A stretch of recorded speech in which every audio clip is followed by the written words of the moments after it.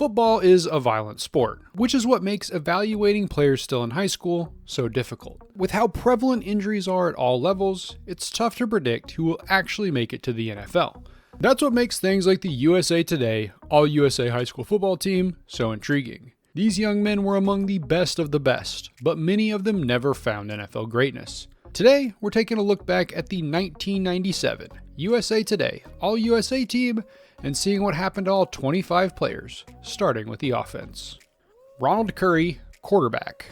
Of course, this isn't the first time I've covered Curry. He was the first player to make the All-USA team as a junior, so I already talked about him in the 96 version of this list.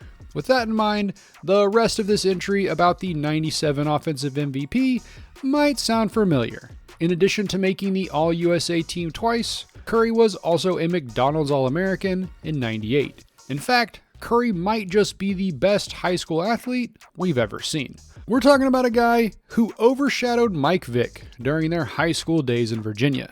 Curry was originally committed to playing football and basketball at Virginia, but he switched to North Carolina, leading Virginia fans to call him Benedict Curry. During his first 2 seasons at UNC, Curry played football and basketball, starting at quarterback when healthy, and coming off the bench in basketball, even playing alongside fellow 2-sport star Julius Peppers in 2000. On the gridiron, Curry endured several coaching changes, never really breaking out like many assumed he would. That said, he did have 2 incredible bowl performances, winning MVP honors in the 98 Las Vegas Bowl and the 2001 Peach Bowl.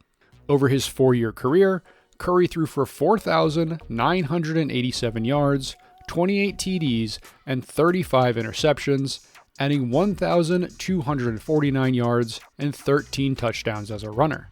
Despite the up-and-down college career, the Raiders took a flyer on Curry in the 7th round of the 2002 draft.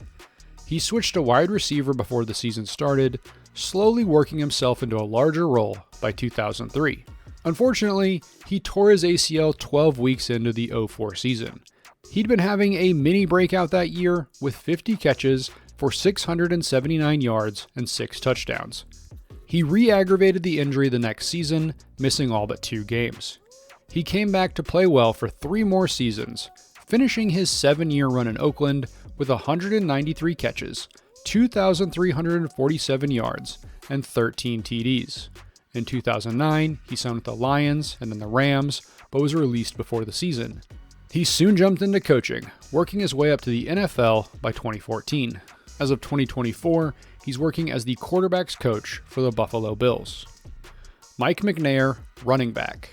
McNair ran for 2,671 yards and 33 touchdowns as a high school senior at Mater Dei.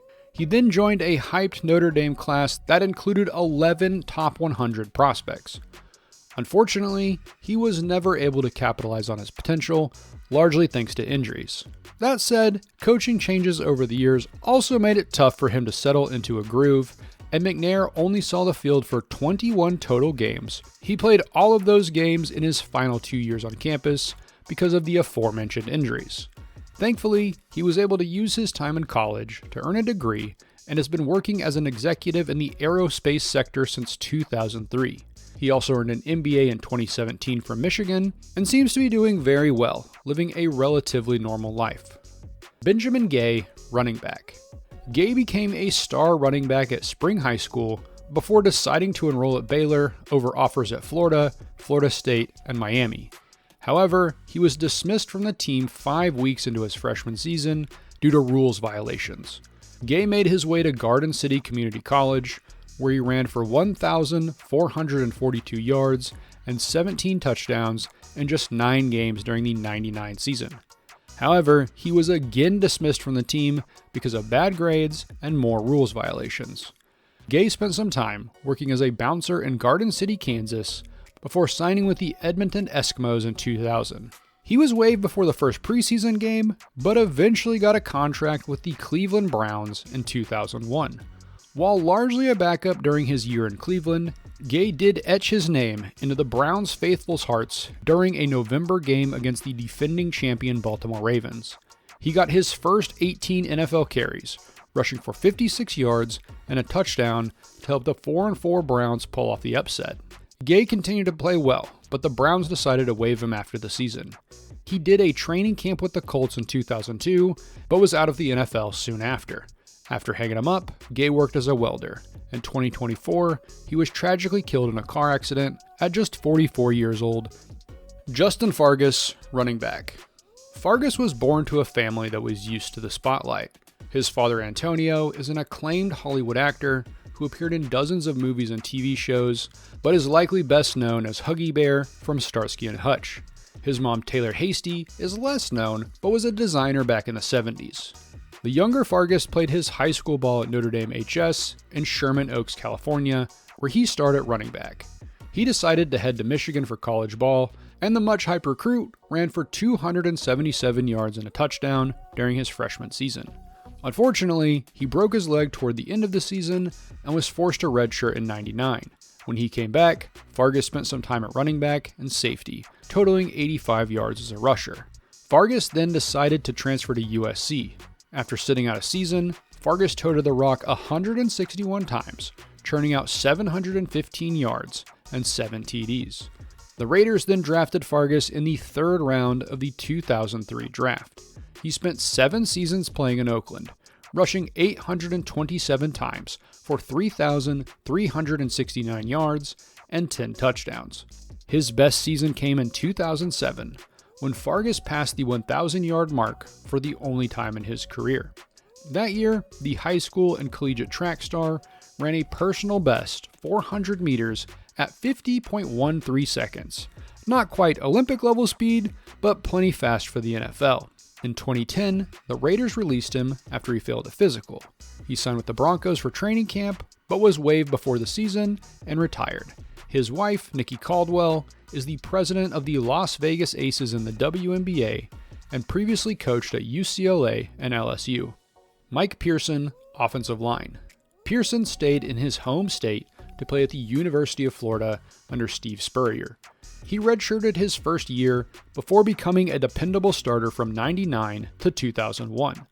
During that latter season, the 6'7" tackle was named a consensus All-American. He decided to jump to the NFL, where the Jags picked him 40th overall in the 2002 draft. He spent 4 seasons in Jacksonville, starting 33 of 40 games. I'm using some heavy air quotes here, but Pearson was fortunate to get into the starting lineup as a rookie after Maurice Williams picked up an injury.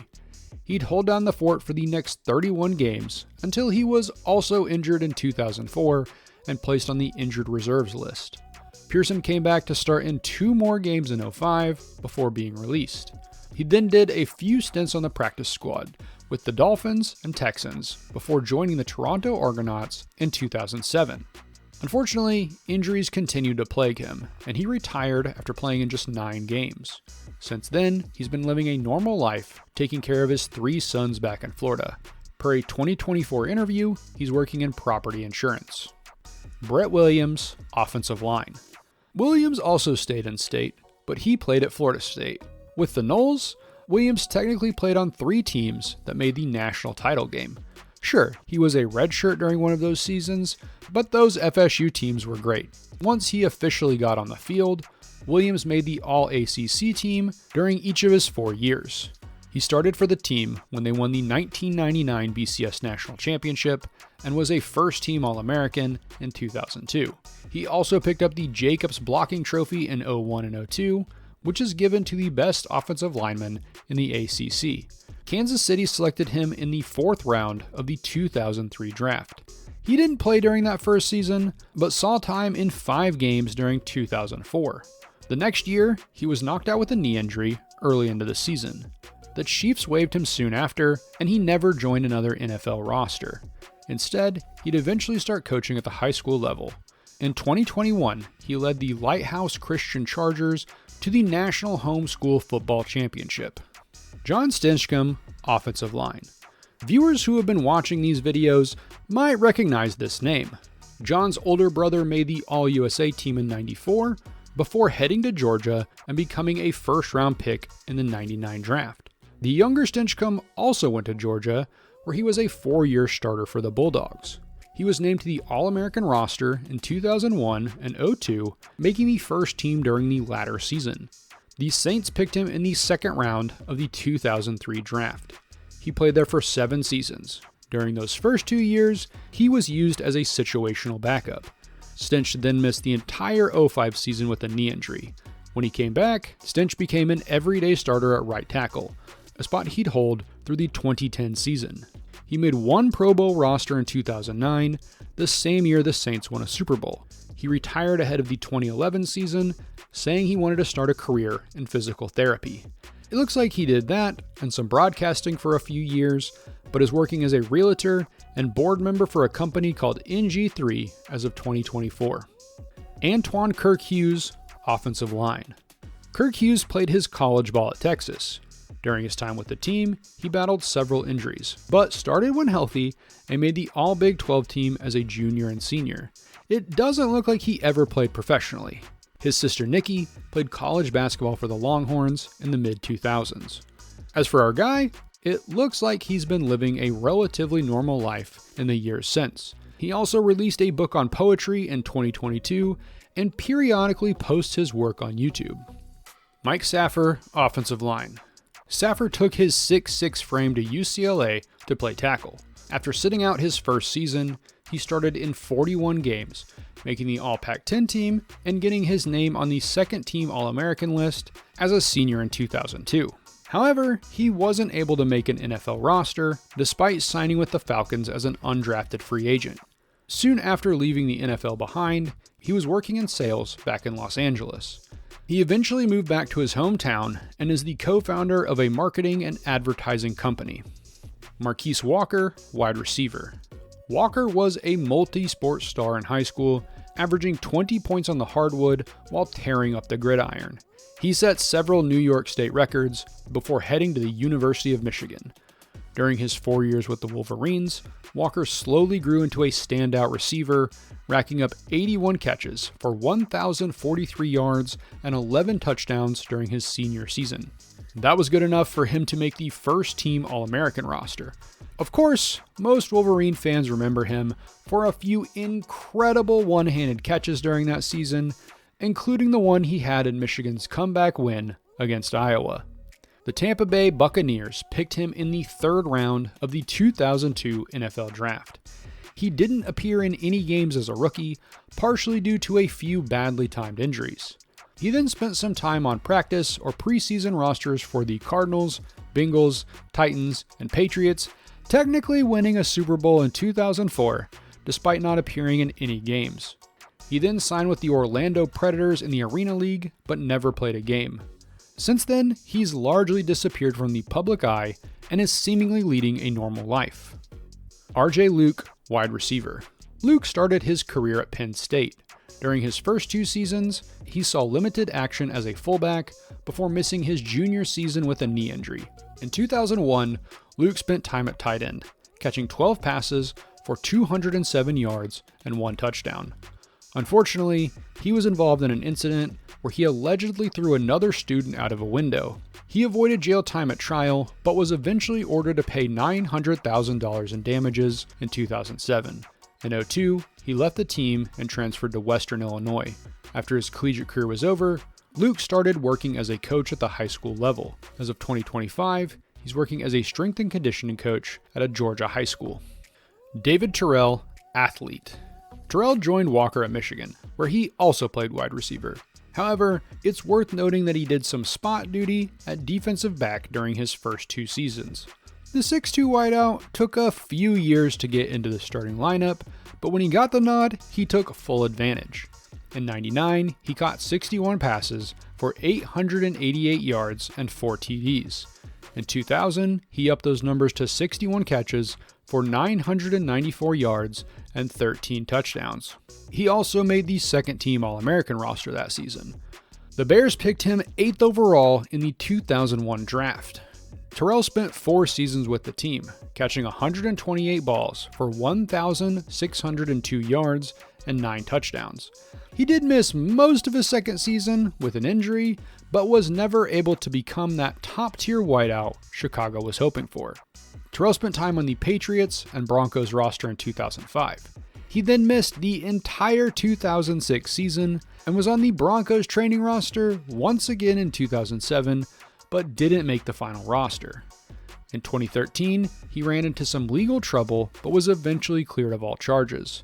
His son David Jr. played college football for Howard, where he majored in law. Travis Dorsch, kicker. Dorsch was born in California, but played his high school ball in Bozeman, Montana. He excelled at nearly every sport in high school, but set the state record for the longest field goal at 63 yards. He then went to Purdue to play football and baseball. His career on the gridiron was where he stood out, as Dorsch quickly became one of the best kickers and punters in Boilermaker history. He made 94% of his extra points, 70% of his field goals, and averaged nearly 50 yards per punt over his 4-year career. In 2001, he was named a consensus All-American and won the Ray Guy Award as the nation's best punter. Dorsch also had the distinction as the only player in Purdue history to kick a field goal and throw a touchdown in football and hit a home run and record a win as a pitcher in baseball. The Bengals picked him in the 4th round of the 2002 draft. He played in one game when starting punter Nick Harris was injured, and he was waived in 2003. He spent some time on practice and preseason squads with the Pats, Packers, Vikings, and Giants over the years, while also doing stints in NFL Europe. In 2005, he was an All-NFL Europe player, but he never made it back onto an NFL field. He retired in 2006 and went back to school to earn his doctorate. As of 2025, he's working as an associate professor at Utah State University. That said, he hasn't completely left his athletic career behind, as Dorsch has completed 9 Ironman races around the world. And now for the defense. Dennis Johnson, defensive line. This is gonna sound too strange to be believed, but Johnson suited up for the high school varsity team as a 2nd grader. Now, part of that is because the small Kentucky town he lived in was very small, but he was already 5'7" and 170 pounds in the 2nd grade. His older brother was also on the team as a 3rd grader. They didn't play much, but it eventually led to a rule change in the state that made players wait until 7th grade to join the varsity team. Johnson did exactly that and was a 6-year starter for his high school team. Oh, and by the way, he was an All-State honorable mention at 11 years old. By his senior year, he was Sports Illustrated's National Player of the Year and a top recruit. He decided to stay in-state and play at Kentucky. His father, Alvis, was named a Kentucky Associate Athletic Director soon after, so make of that what you will. During his first 2 seasons on campus, Johnson was a force on the field, racking up sacks and blocking 4 kicks. However, he picked up an injury in 2000 that held him out of the season. After that medical redshirt year, Johnson had another solid season, making the All-SEC team in 2001. The Cardinals picked him in the 3rd round of the 2002 draft. He spent 2 years in Arizona and 1 in San Francisco before leaving the game behind. Over his 3 years, he had 1 sack, 9 tackles for loss, and 65 total tackles. He's been focused on raising his family in the years since, and his son Jasper is a 5-star recruit in the 2025 class.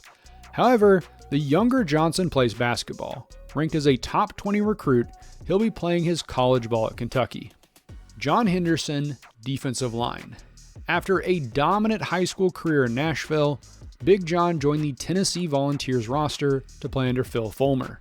He lined up alongside Albert Hainsworth to give the Vols a destructive pair of DTs on the line. Over his career, Henderson racked up 20.5 sacks, 165 total tackles, and 4 forced fumbles. He was a 2-time first-team All-American and won the Outland Award in 2000 as the nation's top interior lineman. Big John was also a part of Tennessee's national championship winning team in 1998. The Jags picked him 9th overall in the 2002 draft. As a rookie, he showed off that backfield wrecking potential with 6.5 sacks and 10 tackles for loss.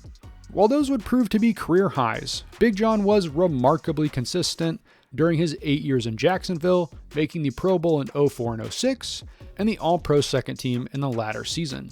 However, in 2008, his good buddy Marcus Stroud was traded to the Bills. That offseason, head coach Jack Del Rio claimed Big John was faking a shoulder injury to get out of OTAs.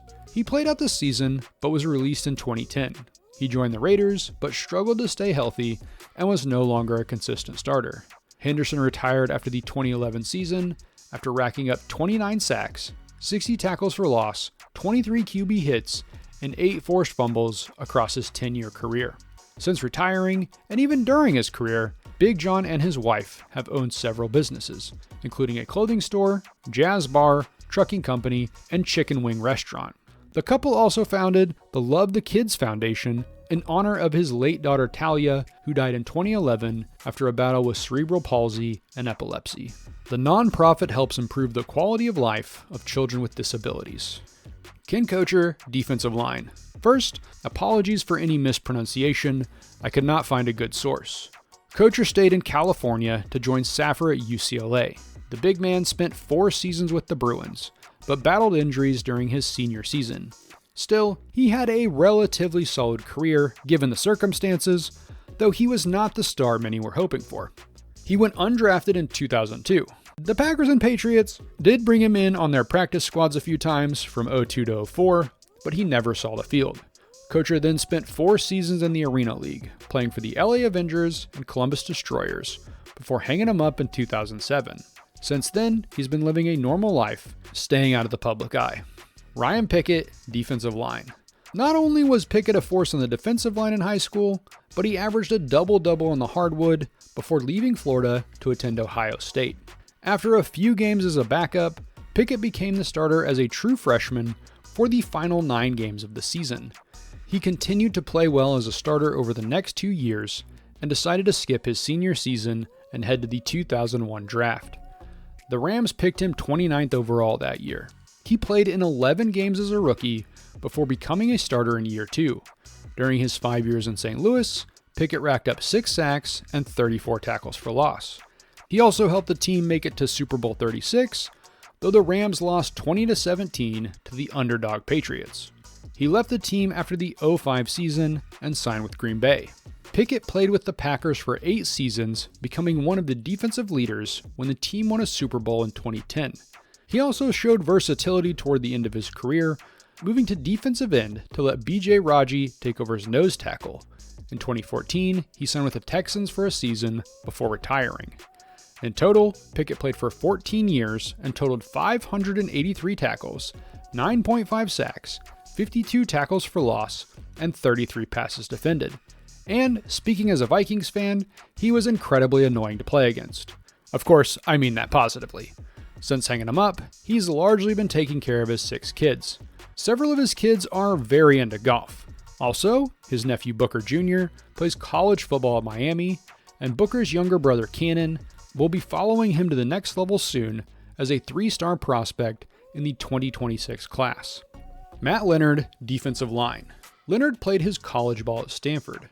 He started 23 games during his 4-year career, totaling 20 tackles for loss, 8.5 sacks, and 3 interceptions.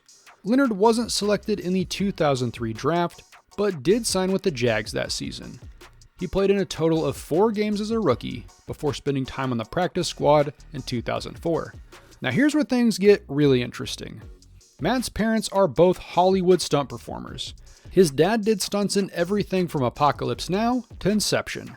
Matt eventually got into the family business, and as of 2025, he has over 140 credits. His older brother Melosi also played college football at Arizona and is currently working as a stuntman. Kindal Moorehead. Moorehead left Memphis to play for the Alabama Crimson Tide. In '99, he made the All-SEC second team. He repeated the feat in 2001 and moved up to the first team in 2002.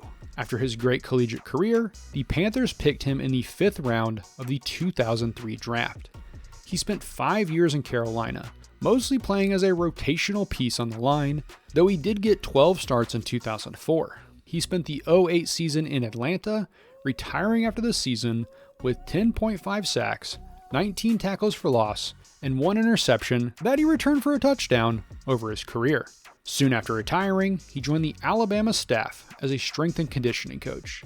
He held that position for a decade before taking a similar role at Tennessee in 2020. He retired after a season and is enjoying taking care of his family. That includes his son Kindal Jr., who is starting his college career at East Mississippi Community College, which some of you will remember from the first 2 seasons of the Netflix show Last Chance U. Shamar Finney, linebacker. Finney left North Carolina to play his college ball at Penn State. He played sparingly in '98, backing up LeVar Arrington. By 2000, he'd grown into a solid linebacker for the Nittany Lions. He was also voted best dressed by the rest of the defense. Finney continued to play well in 2001, but wasn't selected in the 2002 NFL Draft. He did spend a training camp with Washington, but didn't make the final roster. After that, he's mostly kept to himself, though he was a small part of Penn State's 2013 lawsuit against the NCAA following the 2011 abuse scandal. Robert Thomas, linebacker. Football runs in the Thomas family. His older brother Stan played offensive tackle for the Bears, Falcons, and Oilers in the early 90s. And a fun bit of trivia, Ron was on an episode of the Nickelodeon show Guts, winning his episode. He joined UCLA for his college career. Thomas became a star for the Bruins. He was a semifinalist for the Butkus Award in 2000 and was named to the All Pac-10 second team. In 2001, he was the Pac-10 Defensive Player of the Year, a consensus first-team All-American, a finalist for the Butkus, and a semifinalist for the Lombardi Award. The Rams picked him 31st overall in the 2002 draft. He spent 3 seasons in St. Louis, starting most of the games he was healthy for. Thomas joined Green Bay in 2005, but was released after the season and signed with the Raiders. Things were going well until he suffered a season-ending hamstring injury in 2008. He came back for one last try in Washington in 2009, but was cut after the final preseason game.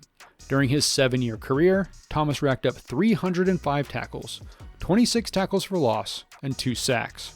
In 2015, he went back to his alma mater as a coach. In 2024, he was reportedly going to be signed as the linebackers coach when former teammate Deshaun Foster took over as UCLA's head coach, but he was instead coaching at the high school level as of 2025. Lovell Houston, defensive back. Houston started his college career at UCLA. After a redshirt season, he started 3 of the team's last 4 games in '99 before picking up a concussion and missing the finale. In addition to playing DB, he returned kicks, taking one to the house during his varsity debut against Stanford. He decided to transfer back home and play for Colorado. However, injuries greatly hindered his career, and Houston was out of football by 2002. His brother Marcus also made the All-USA team in '99 and played running back for Colorado and Colorado State. Injuries and clashes with his coach would also hurt his development, and he went undrafted in 2005, later becoming a lawyer. Lovell said that a career in law was also his goal during his time at UCLA, but I was unable to find any hint that he joined his brother as a practicing lawyer. Chris Hope, defensive back. Hope started at DB and RB during his high school days at Rock Hill, but signed with Florida State to play safety. As a freshman, he played in every game. Hope started about half of his games as a sophomore, leading the team in INTs with 4 and winning a title. The next season, Hope became an everyday starter and was named to the second-team All-ACC squad. In 2001, he upped his game once again, making first-team All-ACC. The Steelers picked Hope in the 3rd round of the 2002 draft. During his first 2 years, he was a rotation player for Pittsburgh, but in 2004, Hope became a starter. He'd hold that position for 2 seasons, helping the team win Super Bowl XL. He then joined the Titans. In 2007, Hope suffered a season-ending spinal cord injury. He was able to come back in '08 and made the Pro Bowl roster. He played in Tennessee through the 2011 season. Hope spent one last year in Atlanta and retired after being cut from the Lions at the end of the 2013 preseason. Over his 11-year career, Hope racked up 730 tackles, 20 tackles for loss, and 20 interceptions. Since hanging him up, he's been heavily involved in his foundation. Clifford Jefferson, defensive back. Jefferson spent his college days playing at Notre Dame. He had a decent enough career with the Irish, but during his final season, a student from another school claimed Jefferson had assaulted her. While there weren't any criminal charges, there was a civil case that was settled out of court. Jefferson never played professionally and appears to be living a normal life, working in tech as of 2020. Drew Henson, punter. It's pretty funny that Henson made the team as a punter. Not that he wasn't great at it, but the son of a former college coach was a star at just about every sport and position in high school. At quarterback, he threw for 5,662 yards and 52 touchdowns. Henson was also a 4-time All-State player in baseball and finished his high school career as the national record holder in career home runs, RBIs, and runs scored. Oh, and he also struck out 174 opponents with a 14-1 record as a senior pitcher. Just in general, he was a stud. Originally, he was supposed to sign with Florida State, but switched to Michigan when Chris Weinke decided to leave baseball and play for the Noles. Henson spent his first 2 seasons on campus, battling some guy named Tom Brady for the starting role. In 2000, Brady left to try his hand at the NFL, and Henson took over as the starter. While he missed 3 games with injury, Henson threw for 1,852 yards, 16 TDs, and 4 INTs. Henson had also been playing minor league baseball while with the Wolverines, and he decided to skip his senior season to sign a 6-year contract with the Yankees.